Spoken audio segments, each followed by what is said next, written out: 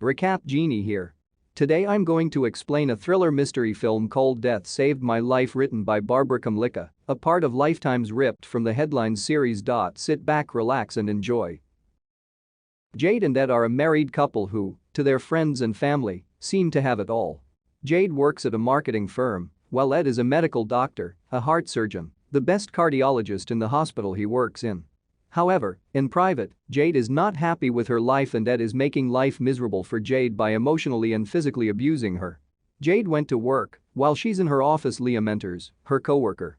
Leigh informed Jade about their client's review and how happy they are with the work she did for them and gift her a champagne as gratitude on the great work she is doing in the company. Jade is going to receive an award at her workplace. She went and bought a red gown for the night. Jade comes back home with her sister Leigh. Leigh is going to babysit their daughter while they get ready for Jade's award night. That's when Ed see the red dress Jade bought. Ed keep cool because Jade's sister and his daughter are there. Jade is getting ready for the night, so she tries to wears the red dress and she found out Ed tears up the gown. He said to her the dress would make her look like a whore.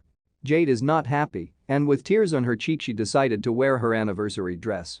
Jade managed to smile that night and look happy to everyone. She collect an award for the most creative and outstanding leader of the year at work and she is to say a few words.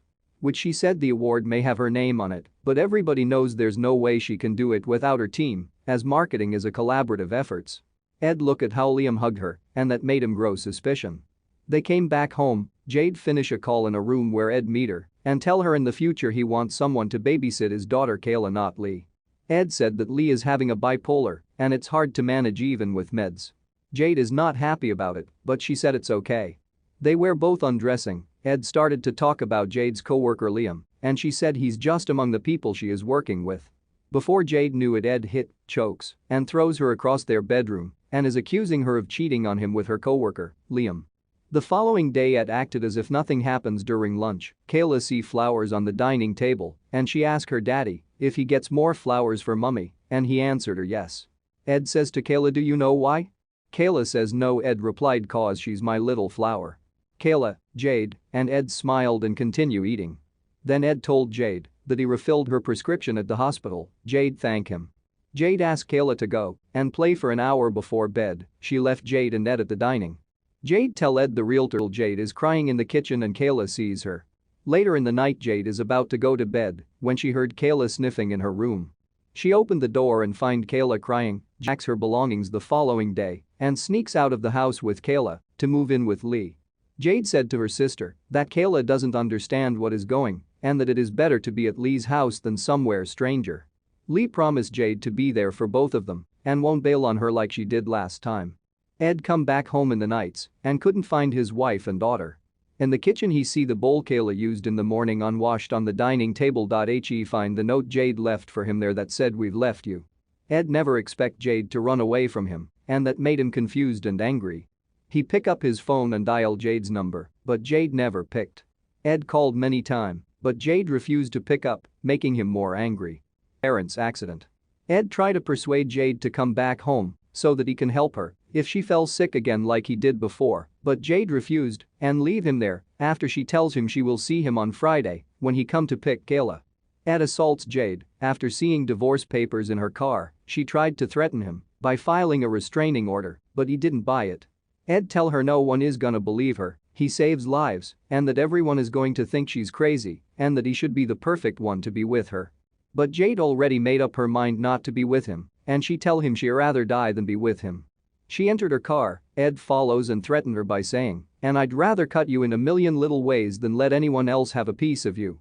Kayla had her birthday in Leigh's house and she celebrated with Jade and Leigh. At night, Jade step outside to dump trash and she sees a man in a car parked near Leigh's house. The man left, but Jade had a bad feeling about him. She feels he's spying on her or something. After Jade leaves work one day, at the car parking lots a man in a trench coat walks up to her and aims a pistol at her but walks away after almost being noticed by Liam. Jade is frightened. She rushed to Leigh's house but couldn't find anyone there and decided to go and report to the police, but she found out that Ed's friend is the boss of the police station. Jade didn't trust him and lied to him about why she is at the police station. At Leigh's house, Jade reveals to Leigh that Ed has been abusing her and that she thinks Ed is trying to have her killed, but that she cannot report it to the police because Ed would paint her as crazy and would have Sean to protect him. Jade know the only way people and the police are going to believe her is if he says it with his mouth or he's seen red-handed.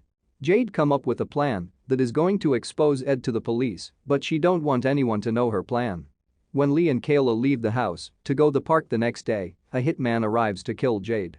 Ed, having ordered the hit on Jade, arrives at Leigh's house only to find Jade missing and the kitchen trashed and covered in bloodstains. Meanwhile, Jade rents a room at a motel. A flashback shows that, before the hitman arrived, Jade cut open her own hands and flung herself around the kitchen to make it look like there was a struggle and that the hitman showed up after Jade had already left. Jade takes several measures to psychologically torment Ed, including sending him their wedding video from an unknown number, making an anniversary dinner reservation at Ed's favorite restaurant, where she leaves a bouquet of white flowers, replacing the slides in a slideshow he made for work with pictures of a skull superimposed over Jade's face, and sneaking into his house to leave her torn-up dress on his bed and fill his closet with her clothes. Jade follows the hitman back to his apartment, where she sneaks in and learns that he is a parolee named Donald. Donald is confronted by Ed at his apartment over Jade still being alive before he notices Jade hiding outside. He runs after her, only to be stopped by his parole officers because Jade has tipped them off. Ed develops a drinking problem and starts to show signs of slipping, like choking his new girlfriend, Diane, after confusing her for Jade, forgetting to pick Kayla up from her babysitter, and being too shaky to perform surgery, which causes him to get fired from his job. Meanwhile, Leigh receives a letter from Jade, letting her know that she is still alive and safe. Jade continues to torment Ed by faking photos of her own dead body and sending them to the police, playing their song over Ed's Bluetooth speaker and filling Ed's kitchen with white flowers. After a candlelight vigil for Jade, where Ed almost catches Jade in the crowd during Leigh's speech, Leigh drives to Jade's motel room but is unknowingly followed by Ed. He walks into the room to confront Jade and attempts to choke her out but is stopped by Sean, who holds him at gunpoint. In the end, Ed is arrested and Jade returns home to make sure to subscribe and turn on notification so you can watch more videos like this. Thanks for watching.